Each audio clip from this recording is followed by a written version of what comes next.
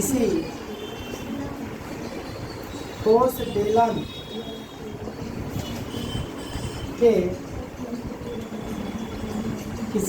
बेलन के आधार का व्यास 14 सेंटीमीटर है एवं ऊंचाई 15 सेंटीमीटर। उस ठोस बेलन को गलाकर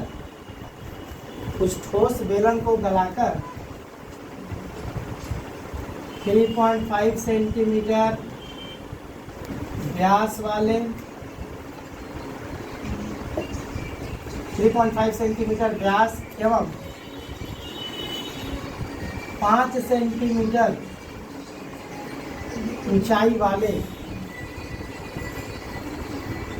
कितने बेलन तैयार किए जा सकते हैं, है ना। जो क्वेश्चन किया हम लोगों को, क्या किया क्वेश्चन ये कर रहा है कि किसी ठोस बेलन के आधार का व्यास 14 सेंटीमीटर है और ऊंचाई 15 सेंटीमीटर है। उस ठोस बेलन को गलाकर 3.5 सेंटीमीटर व्यास एवं 5 सेंटीमीटर ऊंचाई वाले कितने बेलन तैयार किए जा सकते हैं। इस टाइप का क्वेश्चन दिए थे हम कि कितने गोली को तैयार किया जा सकता है, लेकिन गोली का आयतन वहाँ पे दे दिया था कि इतने आयतन वाली कितनी गोलियां तैयार की जा सकती है। यहाँ पे बोल रहा है क्या कि एक बड़े से बेलन को गला करके छोटे छोटे बेलन तैयार किए जा रहे हैं, तो कितने बेलनों को तैयार किया जा सकता है ये हमको जानना है। तो जैसे मान लेते हैं कि मेरा यहाँ पे एक क्या है, एक बड़ा सा बेलन है, ये एकदम पूरी तरह से एक ठोस बेलन है। इसका व्यास दे दिया 14 सेंटीमीटर और ऊंचाई दे दिया 15 सेंटीमीटर। अब इसको क्या किया, गलाया, और गला करके फिर से ठोस बेलन को ही तैयार किया गया है। लेकिन जिन ठोस बेलन को तैयार किया जा रहा है, छोटे छोटे बेलन को जो तैयार किया जा रहा है इस तरह करके, तो उनका व्यास 3.5 सेंटीमीटर बनाया जा रहा है। जिन छोटे छोटे बेलनों को तैयार किया जा रहा ठोस छोटे छोटे बेलन का, तो उनका व्यास है 3.5 सेंटीमीटर और ऊंचाई है 5 सेंटीमीटर। तो 5 सेंटीमीटर ऊंचाई और 3.5 सेंटीमीटर व्यास वाले कितने गोलक को गलाया जा सकता है, इसको गलाकर। तो बात अब हम लोग समझेंगे कि यहाँ पे किससे ये रिलेटेड है।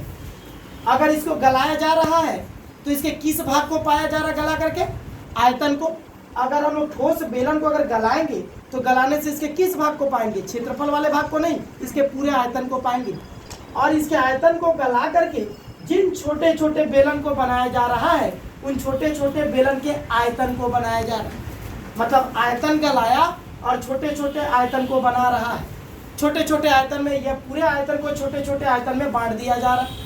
तो कहने का मतलब बोल रहा है क्या, तो बताओ यहाँ पे कितने बेलन तैयार किए जा सकते हैं, बेलनों की संख्या क्या होगी। तो जब भी ये बात दिमाग में याद रखेंगे हम लोग हमेशा कि जब भी किसी एक आयतन को गला रहा है और उसको गला करके छोटे छोटे आयतन को बना रहा है, तो जिन छोटे छोटे आयतन को बना रहा है उनकी संख्या अगर हमसे पूछता है तो क्या करेंगे, हम लोग भाग दे देंगे। कैसे, एक एग्जांपल देकर के समझाते हैं। जैसे मान लेते हैं कि इस बेलन का आयतन मेरा 10 घन सेंटीमीटर है और 2 घन सेंटीमीटर वाले आयतन में हम लोग इसको बदल रहे हैं। 10 घन सेंटीमीटर का आयतन है बेलन का, 2 घन सेंटीमीटर वाले आयतन में हम लोग इसको बदल रहे हैं। तो कितने बेलन तैयार किए जा सकते हैं, 5। क्या किए, भाग दिए। तो वही चीज तो याद रखेंगे हमेशा कि जब किसी एक चीज को गलाएगा, जब किसी एक आयतन को गला करके छोटे छोटे आयतन को जब बनाएगा, तो जिसको गलाएगा उसके आयतन को, जिस चीज को बना रहा है उसके आयतन से भाग दे देंगे तो पता चल जाएगा कि उन बेलन की संख्या, चाहे जिसको बनाया उसकी संख्या कितनी है। हमेशा भाग दे देंगे, किसको, जिसको गलाया जा रहा है उसको और जिसको बनाया जा रहा है उसको। तो गलाया जा रहा है इसको, तो इसके आयतन निकाल करके, इसका आयतन निकाल करके, और जिसको बना रहा है उसका भी आयतन निकाल करके, दोनों आयतन को अगर एक दूसरे से भाग दे दे तो पता चल जाएगा कि कितने बेलन तैयार किए जा सकते हैं, ठोस बेलन। तो क्या करेंगे, ठोस बेलन कितने तैयार किए जा सकते हैं ये जानने के लिए क्या करेंगे, अभी हम लोग समझे। कि जिस बेलन को गला रहा है उसका आयतन निकालेंगे और जिस बेलन को तैयार कर रहा है उसका भी आयतन निकालेंगे और दोनों पे एक दूसरे से क्या कर देंगे, भाग दे देंगे, तो पता चल जाएगा कि आयतन मेरा बेलनों की संख्या कितनी होगी।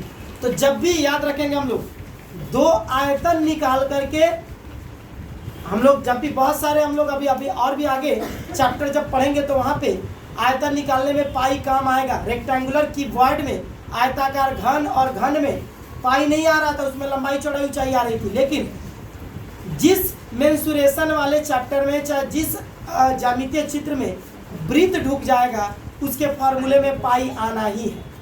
तो जब पाई वाले का क्षेत्रफल निकालना हो चाहे आयतन निकालना हो, तो जब भी एक आयतन निकाल करके दूसरे आयतन के बराबर दिखाना हो, चाहे जब क्षेत्रफल निकाल करके दूसरे पाई वाले क्षेत्रफल के बराबर दिखाना हो, चाहे भाग देना हो, तो हमेशा ये बात ध्यान रखेंगे कि पाई वाई का मान नहीं बैठाएंगे, सॉल्व भी नहीं करेंगे, खाली आर और एच की जगह पे जो मान है वो मान को पुटअप कर देंगे और पुटअप करने के बाद भाग देना है तो भाग दे देंगे, आसानी से मेरा आंसर निकल जाएगा। हमको उतना कैलकुलेशन नहीं करना पड़ेगा, आयतन अलग निकाल करके या क्षेत्रफल अलग निकाल करके करने की ज़रूरत नहीं है।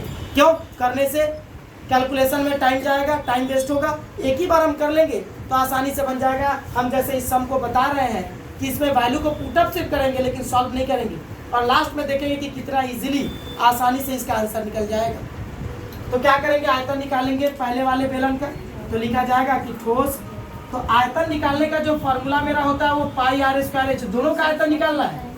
तो पाई आर स्क्वायर एच से दोनों का आयतन निकाला जाएगा क्योंकि दोनों का दोनों क्या है, बेलन है। तो अर्ध व्यास और ऊंचाई दोनों का मालूम होना चाहिए। तो हम सवाल पढ़े, दोनों का अर्ध व्यास और दोनों का ऊंचाई हमको पता, व्यास पता है तो व्यास हम लोग अर्ध व्यास निकाल ही सकते हैं, कोई दिक्कत नहीं है। तो क्या करेंगे, यहाँ पे दोनों का आयतन और मतलब आयतन निकालने के लिए दोनों का अर्ध व्यास और ऊंचाई को यहाँ पे मेंशन करना पड़ेगा। तो पहले बड़े वाले बेलन का अर्ध व्यास और ऊंचाई को यहाँ पे मेंशन कर ले। तो ठोस बेलन का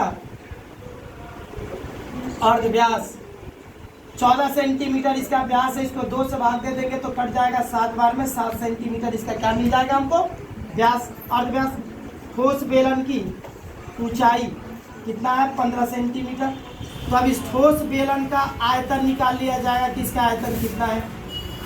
तो आयतन का फार्मूला यही होता है पाई आर स्क्वायर एच, बस पाई वाई का कोई मान नहीं बैठाएंगे, सिर्फ वैल्यू को पुटअप करके रख देंगे क्योंकि इस आयतन को और इस आयतन को दोनों को एक दूसरे से भाग देना है। तो भाग देना है चाहे बराबर दिखाना, तो कभी भी पाई वाई का मान नहीं बैठाएंगे। क्यों? जब भाग देंगे पाई पाई अपने आप कट जाएगा, बराबर दिखाएंगे तो पाई पाई अपने आप कट जाएगा, सॉल्व करके टाइम वेस्ट करने की जरूरत नहीं है। तो आर मतलब अर्धव्यास 7 हो जाएगा इसका स्क्वायर इंटू एच, एच का मान कितना दिख रहा है 15, इतना घन सेंटीमीटर। सॉल्व नहीं करेंगे, सॉल्व करने में टाइम वेस्ट होगा, नहीं करेंगे सॉल्व, जैसा वैसे छोड़ देंगे।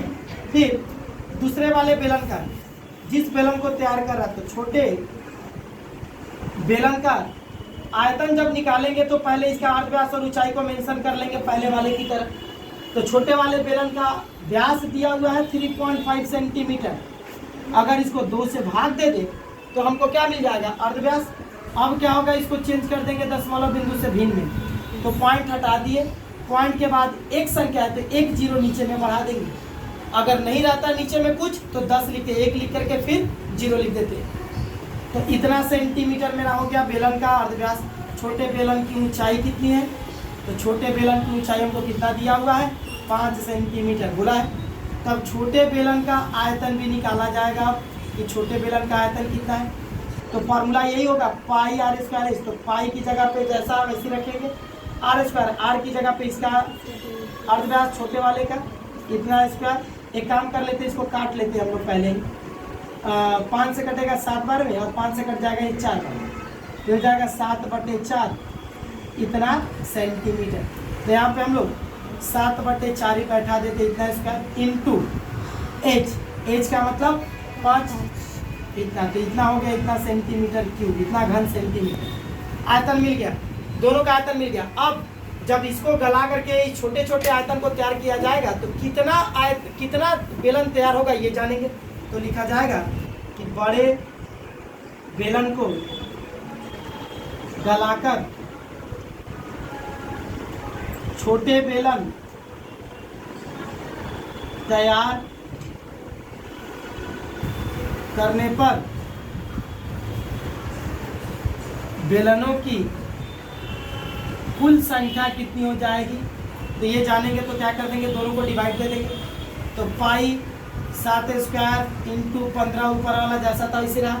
फिर नीचे पाई 7/4 स्क्वायर इंटू कितना है 5 जैसा वैसे रख दिए। पाई से पाई कट गया, 5 से 15 कट जाएगा 3 बार में। अब इसको ऊपर लेकर के आते हैं, कट गया तो 7 का स्क्वायर का मतलब क्या हो जाता है 7 इंटू 7, 7 स्क्वायर का मतलब इंटू नीचे उसके बाद 3 बचा। फिर नीचे आ जाएंगे तो 7/4 है, तो 7/4 का मतलब 7/4 का 2 बार इंटू 7/4 का स्क्वायर है। तो अब ऊपर वाला और नीचे वाला क्या कर रहा है, भाग कर रहा है ना, नीचे वाला ऊपर वाले से भाग कर रहा है। तो ऊपर वाला जैसा वैसी रहा, नीचे वाला जब ऊपर जाएगा भाग करने तो क्या हो जाता है, ये उलट जाता है। तो 4/7 इंटू 4/7 हो जाएगा, 7 से 7 कट गया, फिर 7 से 7 कट गया। अब जो बचा उसको इंटू कर देंगे, तो 4 चौका 16, 16 3 48। कितने बेलन तैयार किए जाएंगे, 48 बेलन तैयार किए जाएंगे आंसर। तो ये क्या हुआ, कैलकुलेशन हार्ड हुआ क्या, नहीं। अगर यहाँ पे हम लोग पाई का मान वगैरह सब कुछ बैठा करके सॉल्व करें तो वहाँ पे कैलकुलेशन में टाइम जाएगा गुणा भाग करने में, फिर यहाँ पे भी टाइम जाएगा गुणा भाग करने में। उसके बाद यहाँ पे जब दोनों को भाग देंगे तो भाग देने में भी काटने में दिक्कत होगी, गुणा भाग करना पड़ेगा। इसीलिए आयतन वगैरह जैसा वैसी, तो इसीलिए जब भी दो आयतन को या क्षेत्रफल को जब बराबर दिखाना रहता है या भाग देना रहता है तो वहाँ पे पाई वाई का मान कुछ नहीं बैठाएंगे, सिर्फ आर और एच का वैल्यू पुटअप करके छोड़ देंगे, जैसा वैसे ही बराबर दिखाएंगे या भाग देंगे, अपने आप कट जाएगा और कटने के बाद कैलकुलेशन ईजी हो जाएगा, आसानी से आंसर मेरा आ जाएगा। तो ये हुआ मेरा एक थ्योरी वाला सम, ये भी